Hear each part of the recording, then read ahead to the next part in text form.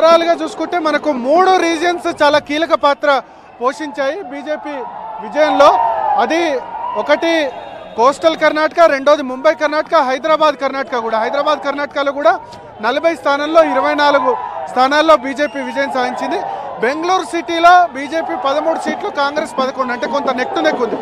So Bengaluru సిటీలో performance గురించి మనతో మాట్లాడేందుకు కొద్దిమంది క్యాంపెయిన్ చేశారు బీజేపీ తరఫున, వాళ్ళతో మాట్లాడడం. ఎట్లా ఉంది బెంగళూరు సిటీలో? 13-11 ఉంది. మిగతా సెంట్రల్ కర్ణాటక, కోస్టల్ కర్ణాటక అన్నిట్లో క్లీన్ స్వీప్ ఉంది. మీకేమనిపించింది ప్రచారం చేస్తారు? బెంగళూరు సిటీలో తెలుగు వాళ్ళందరూ కూడా భారతీయ జనతా పార్టీకి మద్దతు ఇచ్చారు.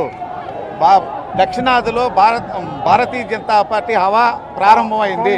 ఇది దేశవ్యాప్తంగా అల్లుకొని పోతుంది. 2019కి శుభసూచకంగా ప్రధానమంత్రి నరేంద్ర మోడీ గారి హవా స్టార్ట్ అయింది. స్పెషల్ స్టేటస్ ఇష్యూ ఎఫెక్ట్ చూపలేదా? స్టేటస్ ఇక్కడెక్కడేం చూపించలేదు. ఆంధ్ర ప్రజలు ఒక్కటై బీజేపీని గెలిపించారు. అలాంటి ఎఫెక్ట్ ఏం లేదు.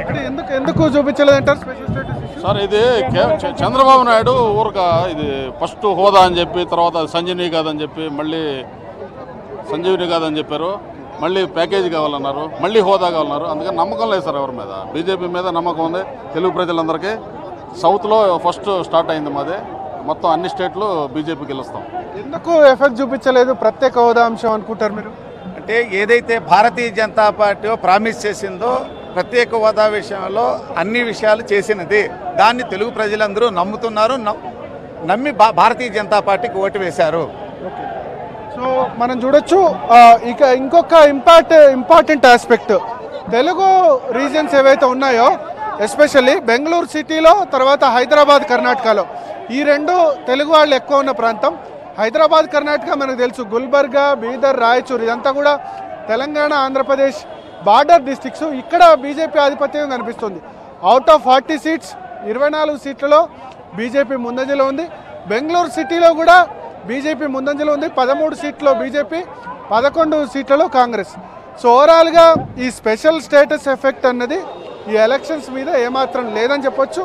పైగా తెలుగు వాళ్ళు కూడా బీజేపీకే ఎక్కువ సంఖ్యలో ఓటేసినట్టు కూడా మనకు అర్థమవుతుంది. ఓవరాల్గా బీజేపీ గెలుపును డిసైడ్ చేసింది కోస్టల్ కర్ణాటక, ముంబై కర్ణాటక, హైదరాబాద్ కర్ణాటక, సెంట్రల్ కర్ణాటక. ఇది కూడా ఒక కీలక రీజన్. ఇంతకుముందు మనం దీని గురించి చెప్పలేదు. సెంట్రల్ కర్ణాటకలో దాదాపు 30 వరకు సీట్లుంటే ఇది యడ్యూరప్ప సొంత ప్రాంతం. అంటే దావణగిరి, షిమోగా డిస్టిక్లోనే షికారిపుర యడ్యూరప్ప ఉంటుంది.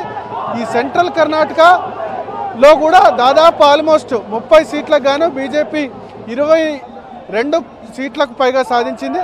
సో ఈ 4 రీజియన్స్ బీజేపీ క్లీన్ స్వీప్ చేసింది అనొచ్చు. Coastal Karnataka, Mumbai Karnataka, central Karnataka, Hyderabad Karnataka clean sweep చేసింది. బెంగళూరులో కాంగ్రెస్, బీజేపీ రెండు ధీటుగా పనిచేశాయి. ఓల్డ్ మైసూర్ రీజియన్లో కూడా జేడీఎస్ అద్భుతంగా పర్ఫార్మెన్స్ చేసింది. దానివల్ల కాంగ్రెస్ సీట్స్ తగ్గాయి. ఓవరాల్గా 5 రీజియన్స్లో 4 రీజియన్స్లో బీజేపీ ఎక్స్ట్రాడినరీ పర్ఫార్మెన్స్ చేసింది. అందువల్లే ఈ రిజల్ట్ వచ్చిందని మనం భావించవచ్చు. సంగప్ప.